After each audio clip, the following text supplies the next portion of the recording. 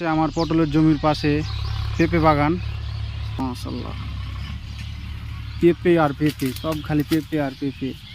ভাবছি এই জমিটা পেঁপের ভুঁইটা,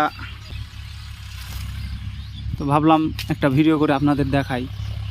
অনেক পেঁপে, পেঁপের গাছে পেঁপে আর পেঁপে। এই যে পেঁপে, তো পেঁপে আর পেঁপে, এত পরিমাণ পেঁপে ধরে। কৃষিকাজের মধ্যে এই পেঁপে চাষ করে অনেক পরিমাণ অর্থ উপার্জন করা যায়।